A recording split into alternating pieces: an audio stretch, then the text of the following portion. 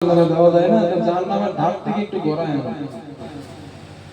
তো ওই মানুষটাকে ফেরেশতারা কাঁধে কাঁধে নিয়ে মানে হাতে হাতে নিয়ে জাহান্নামের ধার থেকে একটু ঘুরিয়ে নিয়ে আসছে। জাহান্নামের যে তাপ, ওই তাপের কারণে তৃষ্ণা চলে গেছে। ছুটে ছুটে আল্লাহর কাছে আসছে, আল্লাহ একটু পানি দেন।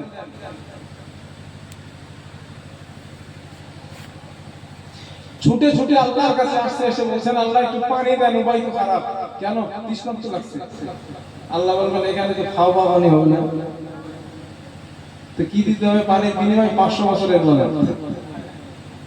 এক পেয়ালা পানি পান করতে দেব, 500 বছরের ইবাদত দিতে হবে বিনিময়ে।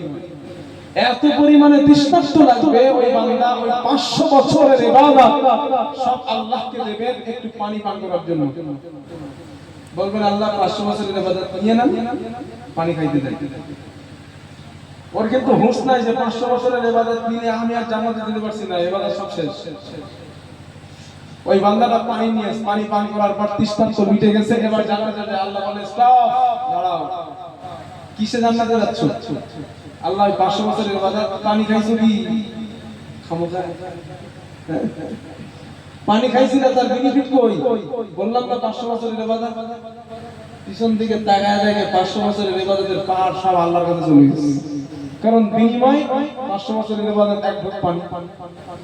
নবীজি বলেন বান্দারা তখন সিজদায় পড়ে যাবেন, আল্লাহ আমার বুঝতে ভুল হয়েছে, আমি ভুল করছি রব, আমি ভুল করে ফেলেছি। আমি বুঝতে পেরেছি তোমার দয়া ছাড়া পৃথিবীর একটা মানুষও তোমার জান্নাতে যাবে না। মুহাম্মদ সাল্লাল্লাহু আলাইহি ওয়াসাল্লাম খুব বলেছেন কিয়ামতের দিন যদি আল্লাহ তাআলা আমি চাই আমার আমলের কারণে আমি জান্নাত পাবো, এটা রং হবে। আমি মুহাম্মদ সাল্লাল্লাহু আলাইহি ওয়াসাল্লাম আল্লাহর দয়া করবেন, এই দয়া আমি জান্নাতে যাব। এই জন্য আল্লাহর কাছে দোয়া করতেন আল্লাহর হাবিব সাল্লাল্লাহু আলাইহি ওয়াসাল্লাম, আল্লাহর কাছে দোয়া করতেন আল্লাহুম্মা হাসিবনি হিসাবান ইয়াসিরা। ও আমার আল্লাহ, আমার হিসাবটাকে তুমি কিয়ামতের দিন সহজ করবা, আমার হিসাবটারে তুমি সহজ করে দিও।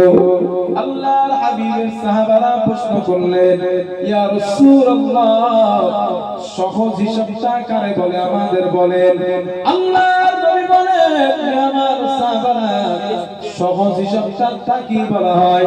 কিয়ামতের দিন আল্লাহ পাক কোন বান্দাকে যদি maaf করে দিতে চান, ক্ষমা করে দিতে চান, ওই মানুষটাকে আল্লাহ পাক পর্দার একটা আড়ালে ডেকে নিয়ে যাবেন। পর্দার আড়ালে নিয়ে যাওয়ার পর ওই মানুষটাকে আল্লাহ তাআলা বলবেন হে আমার বান্দা, আলিমতা কাযা ওয়া কাযা ওয়া মা আলিমতা কাযা ওয়া কাযা। বান্দা দুনিয়াতে ওই দিন ওই জায়গায় ওই পাপ তুমি করেছো, ও গোলাম ওই দিন ওই পাপ গুনাহ তুমি করেছিলা। আল্লাহর নবী বলেন আল্লাহ তাআলা ওই বান্দাকে বলবেন ওই পাপ গুনাহগুলো তুমি করেছো। বান্দার কলিজা গলার কাছে চলে আসবেন, আল্লাহ আমি করে ফেলেছি, আমারে তুমি maaf করে দাও। আল্লাহর নবী বলেন আল্লাহ বলবেন গোলাম আমি বুঝতে পেরেছি বান্দা, আমি তোরে maaf করব বলেই তো পর্দার আড়ালে তোরে স্পেশাল ভাবে ডাকলাম। ও বান্দা যা, আমি তোরে maaf করে দিলাম, তুই আমার দয়ার জান্নাতে চলে যা। আল্লাহর নবী বলেন এটার নাম হলো সহজ হিসাব। কথা বুঝতেছেন আমার ইনশাআল্লাহ?